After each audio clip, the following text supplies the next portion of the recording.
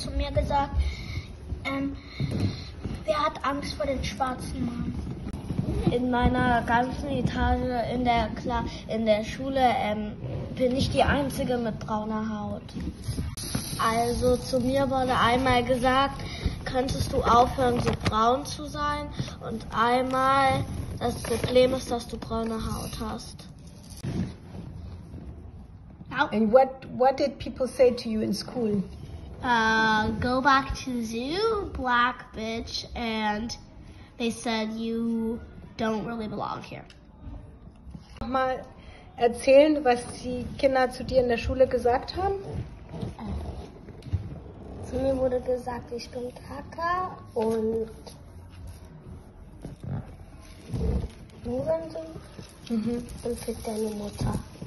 So I was at school with this one girl and she called me black bitch, and I told the teacher, but then she said she was like a little girl, so they believed her. She said that she did not call me that.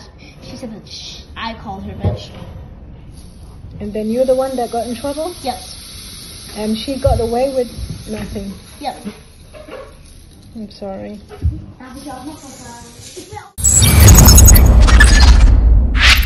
Institutional racism are policies and practices that exist throughout a whole organization, institutions, or even society. Call it an unfair advantage to some people based on race, status, religion, or color. How do we combat this trend? Or what are the strategies that could be used to actually combat institutional racism? Welcome to We Are Black, Joliba's first Diskussionscafé. Together, we will be looking at strategies of resistance to overcome the impact of institutional racism with a focus on parents, mothers, and fathers of African and Afro descent. My name is Nyima Jadama, and I am pleased to moderate this session, actually the first session of this Diskussionscafé. I am also the winner of this year's Sylvia Meyer Prize on Racism from the city of Berlin. My guest is also a prize winner, but of course you will hear a bit about her. The topic, racism, with so many question marks and whys. Maybe something that we will discuss for a long time. I mean, these are generational discussions, call it if you like it. My guest is a leader, a phenomenal woman, with so many facets and all-round talent, with so much passion for anti-Black racism, especially for the communities of migrants, Black, refugees, and queer. The sociologist and sociologist has been committed to fighting racism, queer hostility, and sexism for years. My guest is Berlin's first, or Germany's first woman of African descent, recipients of this year's Berlin Women Prize, or Berliner Frauenpreis. Amal Abbas of Tubman-Networks, congratulations for the award this year, and congratulations and thank you for all that you do, and welcome to the Joliba Diskussionscafé. Hello. Welcome, our esteemed guest as well. So for the benefit of our German speakers, herzlich willkommen zum We Are Black, die erste Diskussionscafé von Joliba. Gemeinsam werden wir uns mit Strategien des Widerstands zur Überwindung der Auswirkungen des institutionellen Rassismus mit einem Schwerpunkt auf Eltern, Mutter und Vater auf afrikanischer und afro-diasporischer Herkunft in Diskussion kommen. Amal, first of all, we're going to look at the topic institutional racism. So, of course, if you look at it, we might have a different perspective, definition of what actually institutional racism is all about. How do you think, how would you define institutional racism? I think it's important, first of all, to explain that there are three forms of racism. The first one being institutional racism, the second one interpersonal racism, and the third one internalized racism. And within that also there are different types of racism, and it's in that sense quite a complex science and I cannot pride myself to be an expert on racism science, but by way of experience, having been raised born and raised in Dresden in Germany, I am as a black person in Germany, we become experts related to the experience. As you know, Germany has just been European champion in the latest survey of racism in comparison to other European states. From the 7,000 people approximately that were asked, Germany came #1 in terms of racism. And it is really a combination of all these forms of racism that make it so.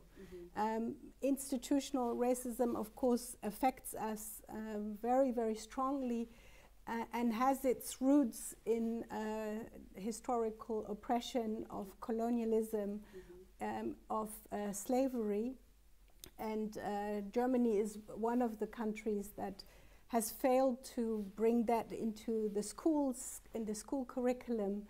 Most white and black Germans that we ask about our past have a huge, including myself, gap. When I think back of my school time, I didn't learn any of the things related to my culture and heritage. So this is something that, if not taught in other contexts, people are remain largely ignorant, and it has disastrous consequences in that this bias that exists within people, intentional or not, has an impact on the way people are treated today. And that is also not only in the behavior of people, but also in the structures and systems, in the way that systems address needs of the people, in the way that we have access to information, access to education, access to healthcare, access to justice. Institutional racism in that sense is a very severe form of racism, but not the only one.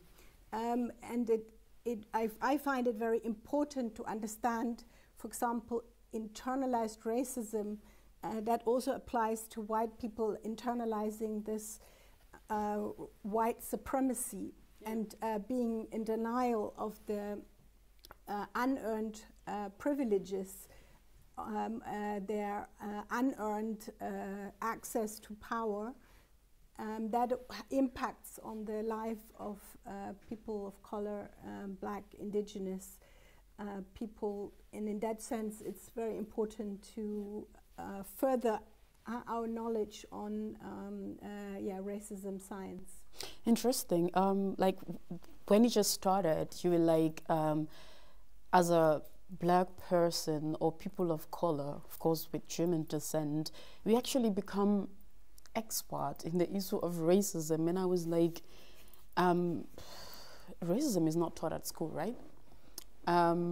Or is it? Usually this is something that should be known, even though there's a lot of money that gets into this topic or discussion so that people are aware what racism is all about. But anyway, you are a trained family and children therapist. Of course, it must come with a whole lot of challenges. You know, of course, you deal with a lot of institutions in terms of, you know, sending the people that you worked for to institutions and so on. What are the challenges that you face in terms of getting them, making sure that things are done for them?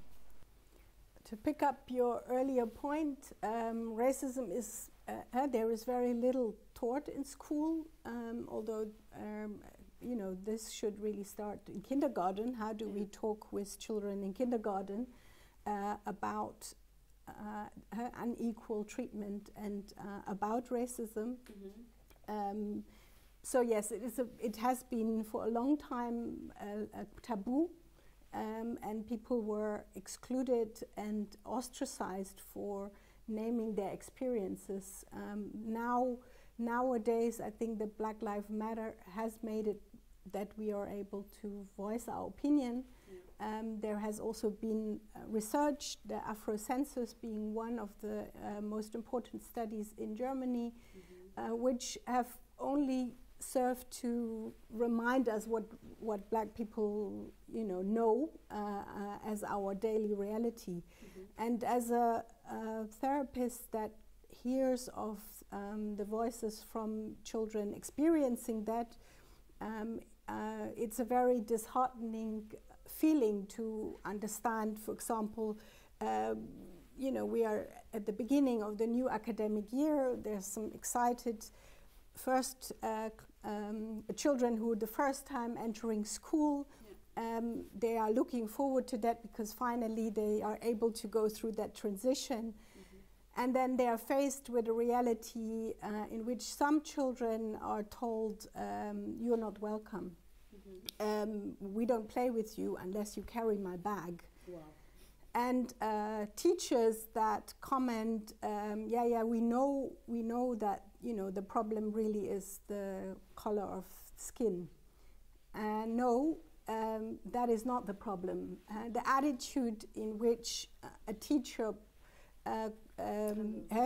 handles this situation and reviews this as that the problem is the color of skin instead of the internalized racism that is being played a role, combined with the power that the teacher has in that situation. Are you saying in the sense... Makes that reality for children unbearable. In the sense that means the teachers or the institutions themselves should be trained about racism.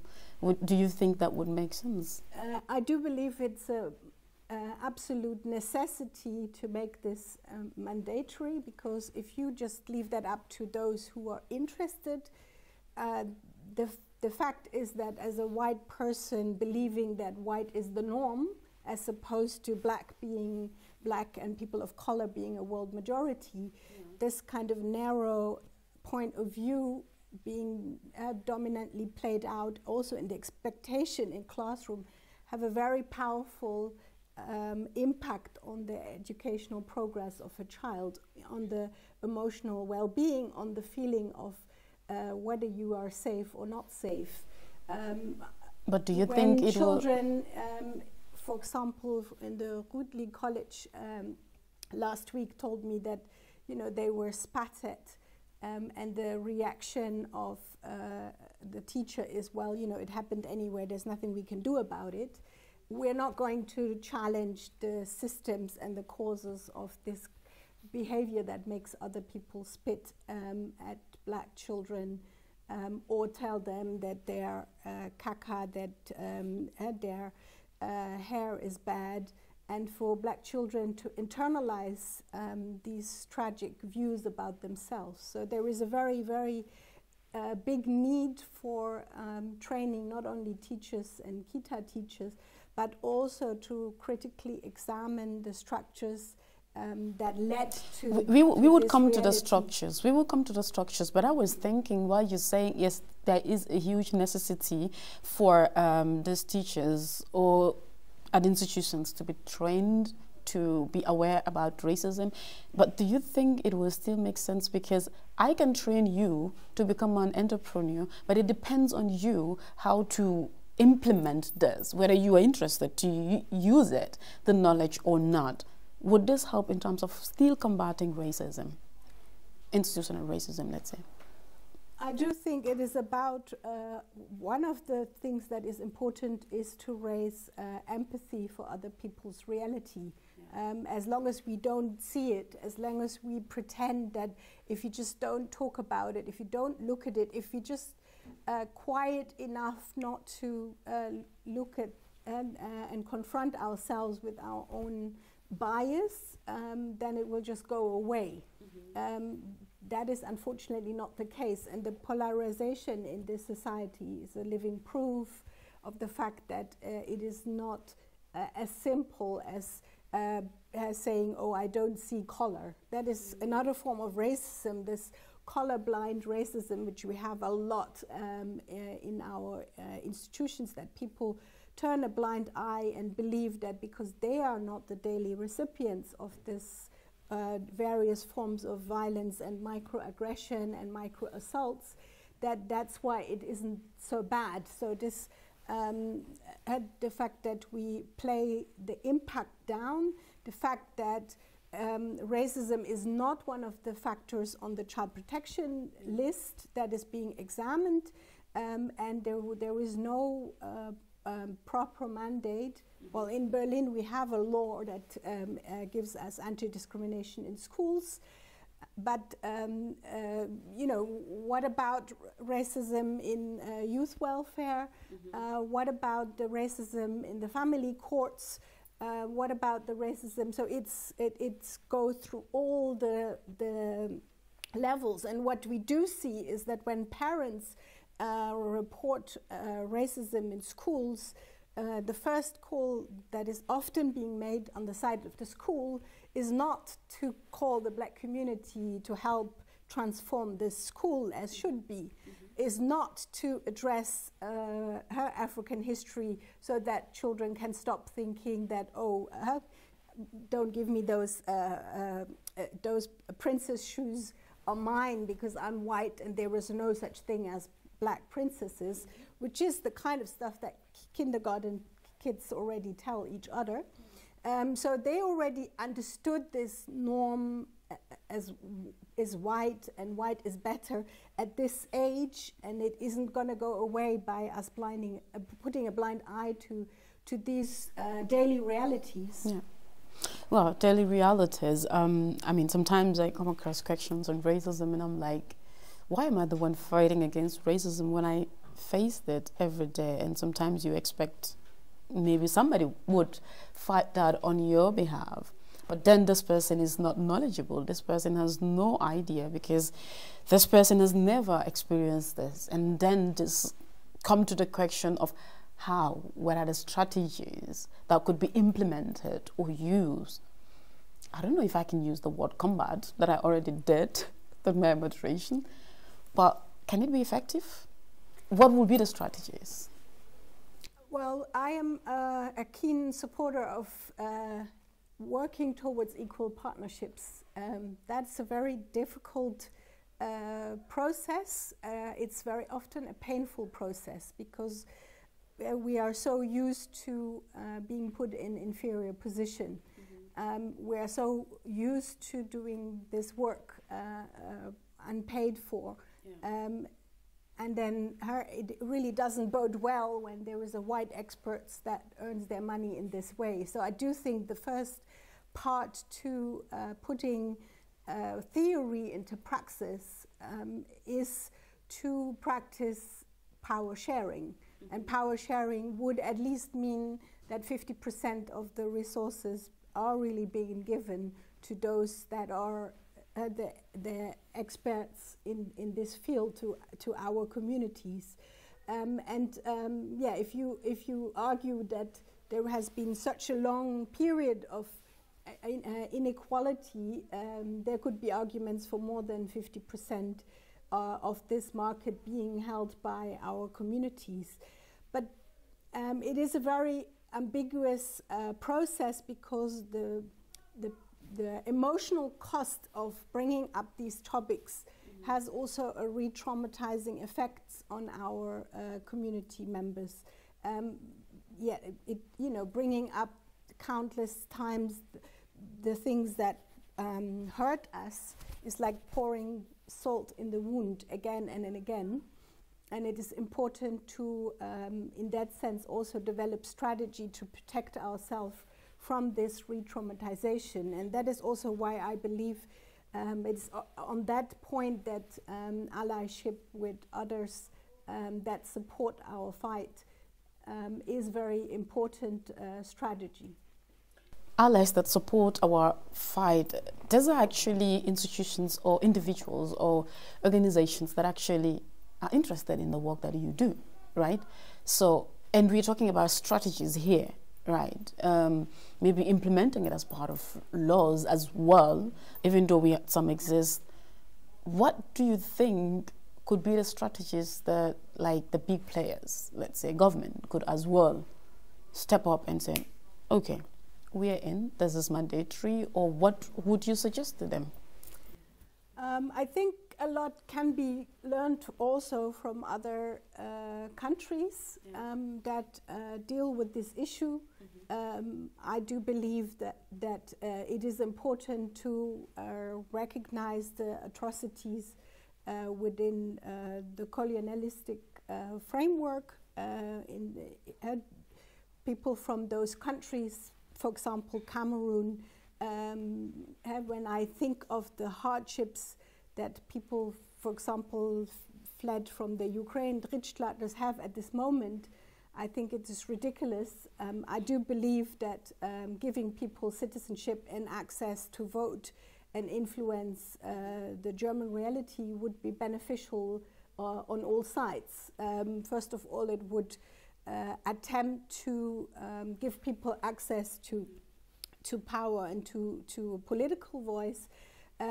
People would be able to, for the exchange between professionals to take place, because at the moment we have this idea that yes, we go and we ask for people to come and join our workforce because we need professionals, and yet sometimes those same professionals are being told that we're going to deport you because you know, we've established a system which denies you the right to be here, and you know, that's very much in contrast to the fact that you know, there is still white Germans who, for example, in Namibia, you know, have servants that have to call them by masters.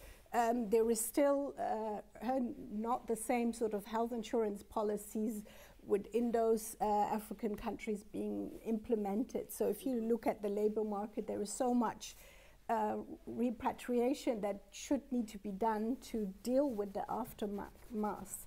But that's kind of, you know, the impact on an economical level, on a policy level.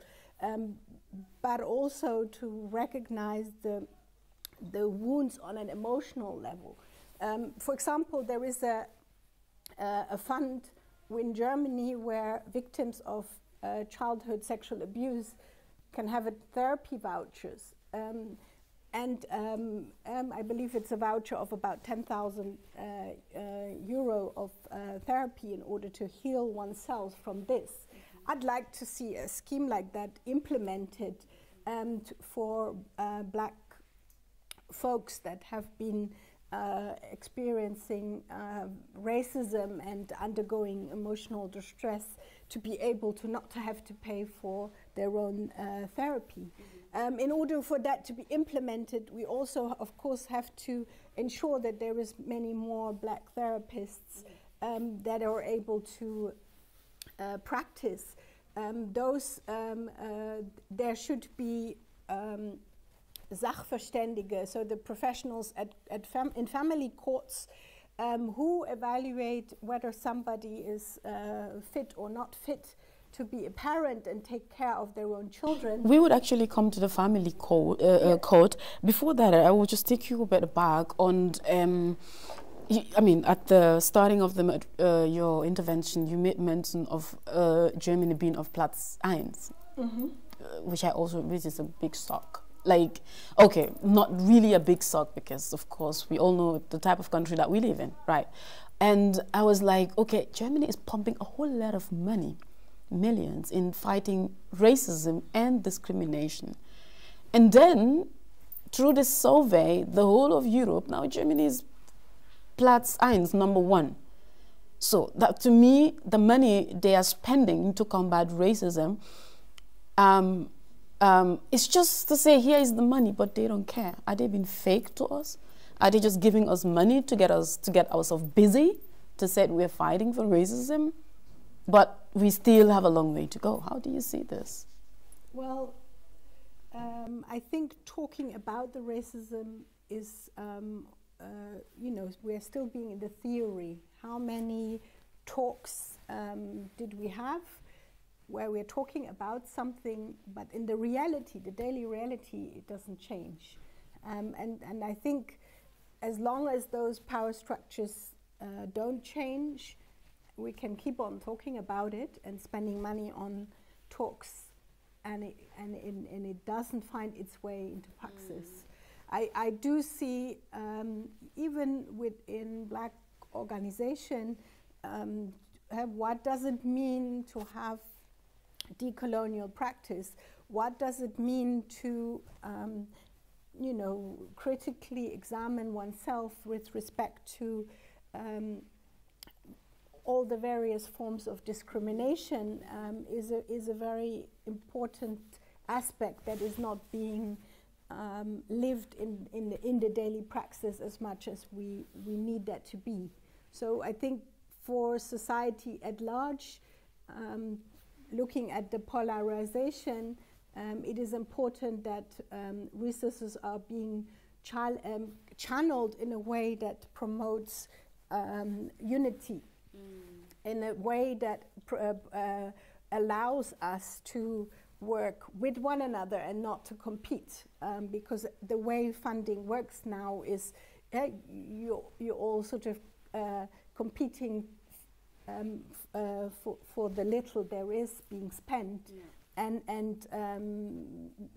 that is a detrimental way that does not allow us to realize the power we have if we take collective actions. This is also one of the things that I really enjoy sitting here supporting Yoliba as an organization that has for many years supported the rights of parents, of Black parents, in their daily struggle. You fight against not just racism for so many years, but about queer hostility as well, and the rights of refugees and Black people as well. And I was wondering what actually motivates you in the first place to say, you know what, those are my focus group. Those are the people that I want to fight. What actually motivates you? I think it's all connected in this, imperialistic, capitalistic system in that we live. There are 15,000 people living on the streets, most of which are people of color. That is something for me to care about. I cannot say, well, I'm just going to focus on this topic and ignore 10 other topics. Because in the end of the day, the oppression of women, the oppression of Roma and Sinti, the oppression against Jewish people, the oppression of Black people, they are all rooted in the root cause of oppression is again and again the same thing. And I do believe for that reason we need to find allyships in order to go against those root causes. And yes, it is important that we form these bridges and collaboration. I don't believe stepping on the shoulders of another person's oppression is going to lead to our success. Like I said, the topic focus is actually on overcoming and finding ways of strategies in terms of combating or fighting against institutional racism, but as well with a focus on Black parents. Not many Black parents actually know about their rights. Right. We've seen Black parents, like you said, the children court, we will, of course, family court, we will talk about this. But what are the rights of Black parents when it comes to facing institutional racism? I think we cannot generalize to say that Black parents don't know about their rights. Of course, there are some people who are new, who have to still learn, who come from a different frame. But at the same time, there are Black people since the 1800s.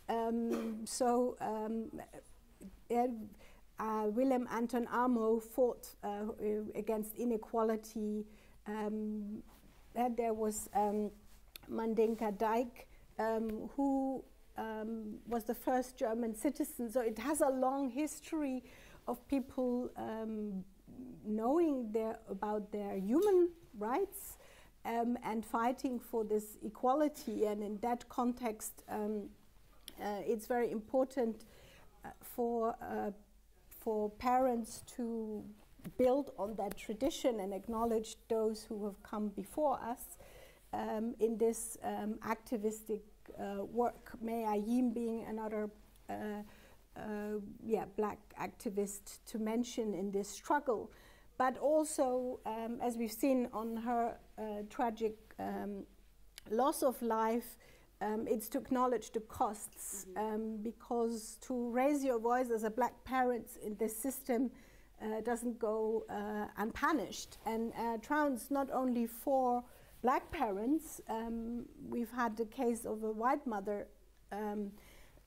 campaigning for her black son, and the moment she decided not to send him to school, an act of civil disobedience in order to say that as long as the system is causing injury to my child, I don't consider this to be a safe place of education. The system is very aggressively acting with child protection proceedings, and in that system, unless one is very well connected with a strategy, it's very fast. It is a reality for black parents that we are very fast confronted with very aggressive child social services who considers us to be a danger to our own children, totally ignoring that, you know, it's the other way around. I'm going to switch language because when we addressing black German children, some of which speak English, but most of them speak German, and I'd like to just end on a note of the kind of positive affirmation that I hope they learn in school in order to believe in themselves. Ich bin mutig, ich bin stark, ich bin ein Mensch, der sich selber mag. Von innen und von außen, Zweifel bleiben draußen. Ich bin geliebt und werd gesehen. Ich kann vertrauen und verstehen. Wenn andere Schlechtes zu mir sagen, muss ich mich nicht damit plagen. Denn ich weiß tief in mir drin, ich bin gut, so wie ich bin. I think we close it here. Thank you so much. It has been a great moment. I've learned a lot myself. I hope the discussion continues with more Black Eltern participation. It's always that we're not judging, but we hope they show up and informed and learn more, because the more you learn, the more you go, the more you experience, the more you're smarter and so on. So thank you for hosting this, Joliba. Thank you, Blaise, for this. Thanks to my wonderful guests. Thanks to all those that leave their business schedules and join us. Thanks to my amazing guests that travel all the way from Hamburg just to be Thank you. We look forward to the other discussions. It has been great.